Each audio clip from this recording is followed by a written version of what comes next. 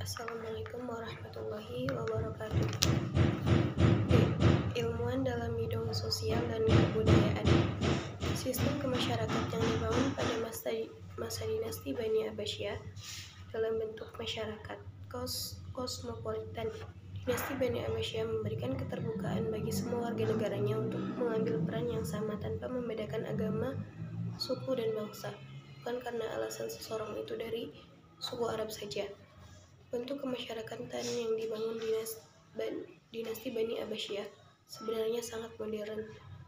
Maksudnya, pada saat itu gerakan tentang hak asasi manusia muncul, dinasti Abbasiyah sudah merintisnya. Dalam peristiwa revolusi Prancis pada abad 18, gagasan atau ide tentang hak asasi manusia baru muncul. Itulah sebabnya umat Islam sudah sangat maju dan modern dalam hal kemasyarakatan. Apa yang dilakukan Bani Abbasiyah sudah dirintis oleh Rasulullah SAW dan para Khalifahur Rasyidin. Rasulullah SAW dalam pesan terakhirnya, kemudian dikenal dengan sebutan khutbatul wada, khutbah perpisahan. Beliau berpesan agar semua umat muslim menjaga dan memelihara hak-hak kemanusiaan. Suatu hari, Gubernur Amr bin As ingin memperluas masjid. Akan tetapi, di dekat masjid ada rumah dan tanah tersebut milik orang Yahudi. Anehnya, orang Yahudi itu tidak mau dipindahkan. Dia tetap pada pendiriannya. Agar rumahnya tidak dibongkar, Gubernur Amr bin As pun geram. Ia kemudian memerintahkan agar membongkar rumah itu. Orang Yahudi pun meminta keadilan. Dia pergi ke Madinah untuk menemui Khalifah Umar bin Khattab radhiyallahu anhu. Padahal perjalanan dari Mesir ke Madinah itu cukup jauh. Bisa dibayangkan saat itu kendaraan yang ada hanyalah unta. Akan tetapi dengan gigih orang Yahudi itu memperjuangkan haknya. Sampai di Madinah, ia berhasil menghadap Khalifah Umar bin Khattab radhiyallahu anhu. Kemudian menulis sebuah surat untuk Gubernur Amr bin As. Apa isi surat itu? Amr bin As diperintahkan agar rumah orang Yahudi itu dibiarkan.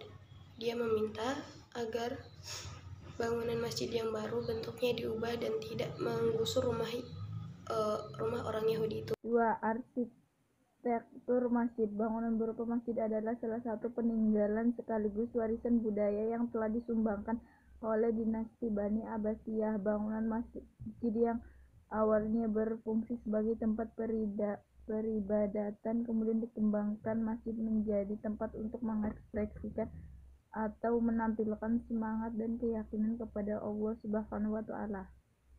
Arsitektur atau seni bangun masjid di sejak zaman dinasti Bani Abbasiyah mengalami kemajuan yang sangat pesat. Masjid dijadikan sebagai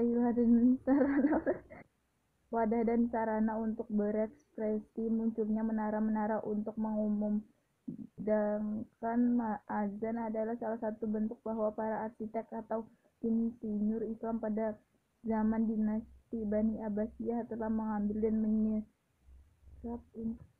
menyerap unsur-unsur lokal. Menara artinya tempat untuk meletakkan api dalam bahasa Arab seperti al-manara.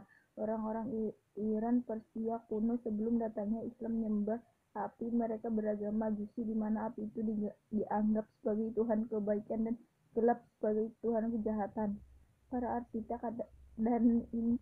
Para arsitek dan insinyur Islam yang cerdas tentu tidak bermaksud untuk memasukkan budaya Majusi ke dalam Islam, akan tetapi mereka justru ingin menunjukkan bahwa Islam itu agung dan sangat luhur. Mereka berpikiran sangat maju bahwa dengan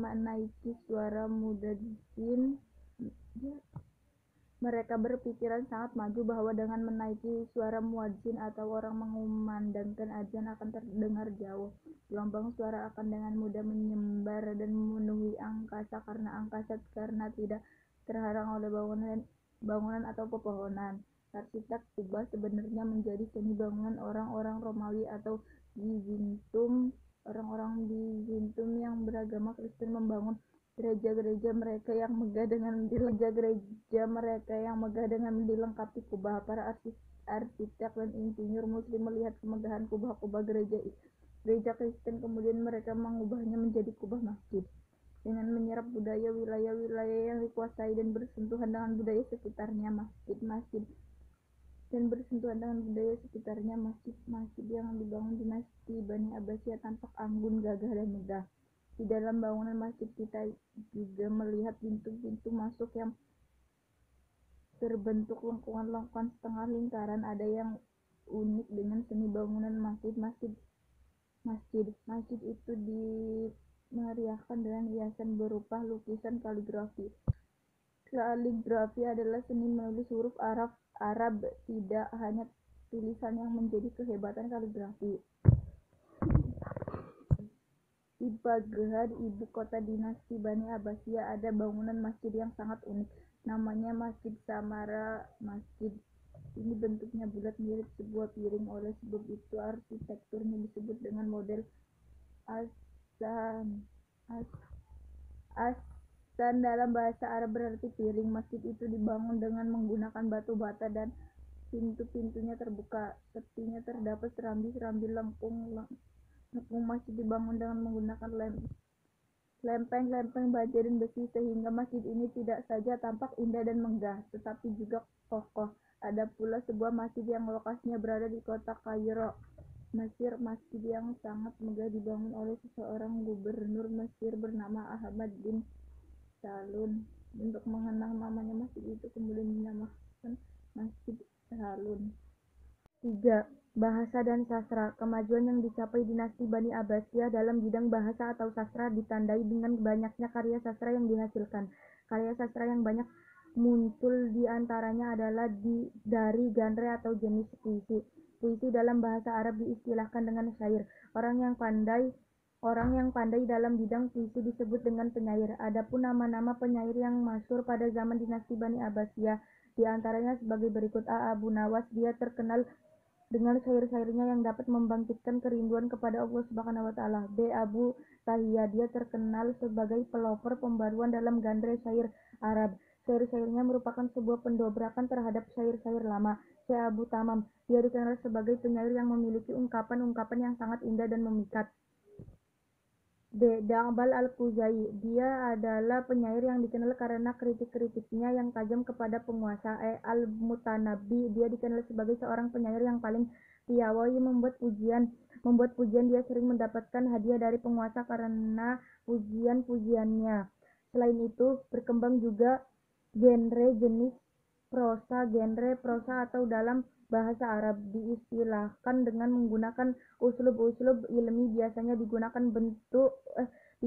untuk karya sastra dalam jenis novel, riwayat, biografi, atau kritik sastra.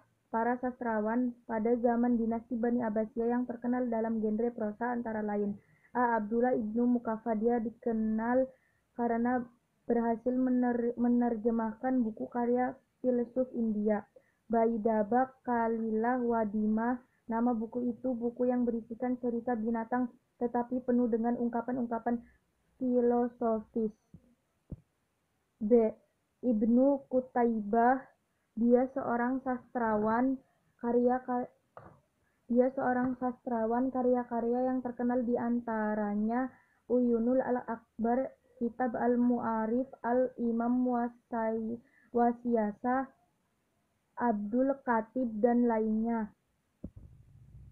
C. Ibnu Abdi Rabih, dia dikenal sebagai sastrawan yang memiliki keahlian dalam bidang drama. Dia juga mengarang sebuah buku yang sangat populer, yaitu Al-Aqdul Farid. Buku itu berbentuk sebuah ensiklopedia. D.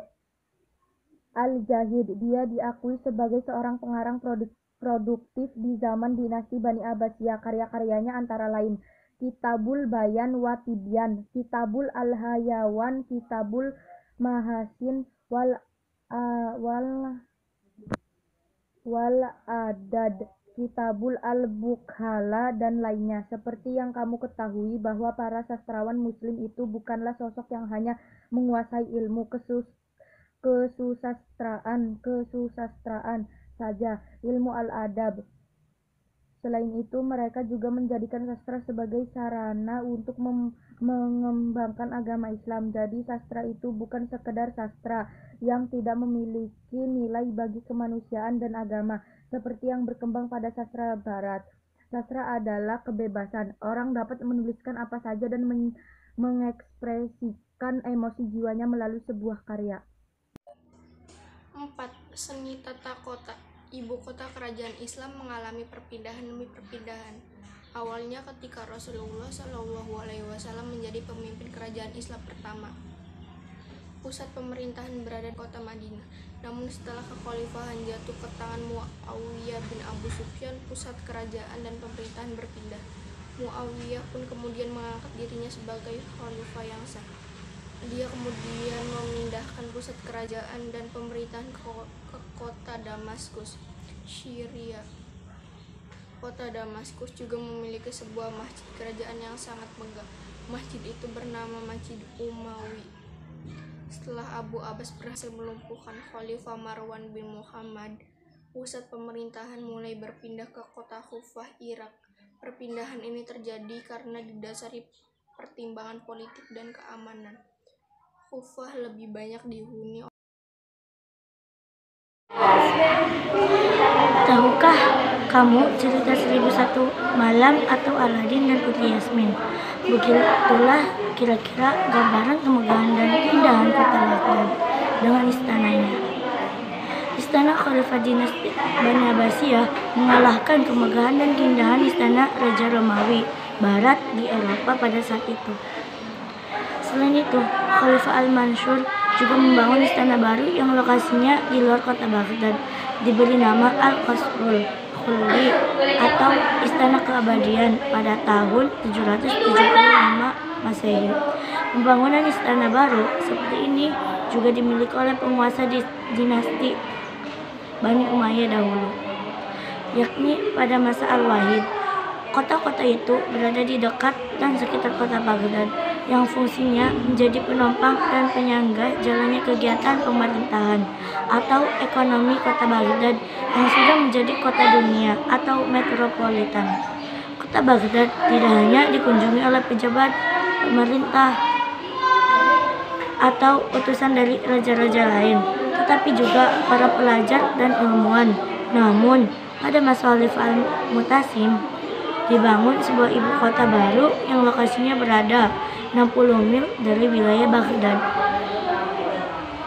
Ibu kota baru yang lokasinya di sebelah timur Sungai Tigris itu kemudian diberi nama Kota Samara, yang artinya indah saat dipandang mata. Kota ini dibangun pada tahun 883 sampai 842 Masehi. Pembangunan kota baru ini berdasarkan pertimbangan dan masukan dari para penasihat Al-Mu'tasim. Kata Samara diambil dari kata bahasa Arab yang dipendekkan dari kata surra, man dan ro, artinya yang melihat menjadi senang.